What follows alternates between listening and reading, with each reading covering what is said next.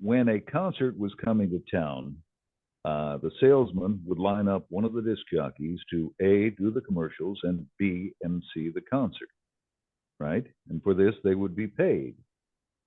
So you did your best on the commercials, and the idea was that you were supposed to go and MC the concert by introducing the first act and then the headline act, and also promote your station.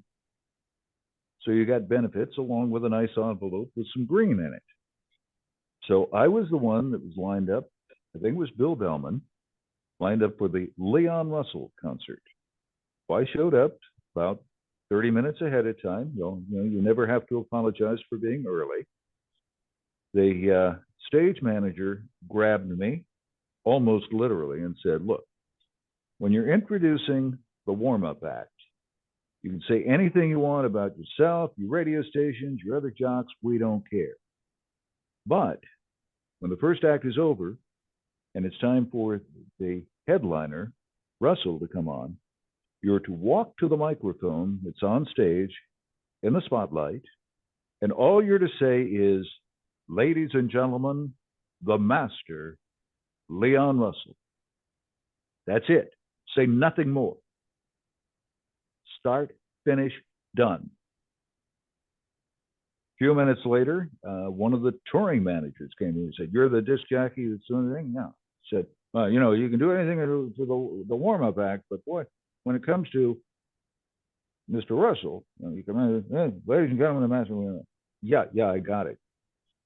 Shortly before I went on, another member of the production crew came in and gave the same exact instructions.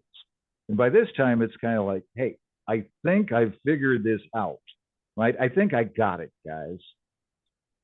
So I went out there, introduced the headliner after I had said who I was and mentioned the other 5 full-time jocks. And I think I mentioned the weekenders too.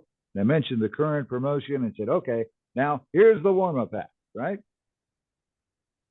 Warm-up act gets done. They move a few things. The spotlight comes on to the single microphone in the center of the stage. And I walk up to it.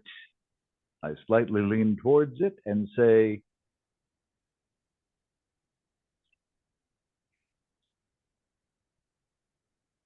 they had told me several times as to what I was to say in this lone microphone in the center of the stage. But they didn't tell the sound guy to turn the microphone on. So when I realized the mic wasn't on, this is the Swing Auditorium. It's got a balcony. It's huge, right? I came up with the loudest voice I've ever come up with in my life. And ladies and gentlemen.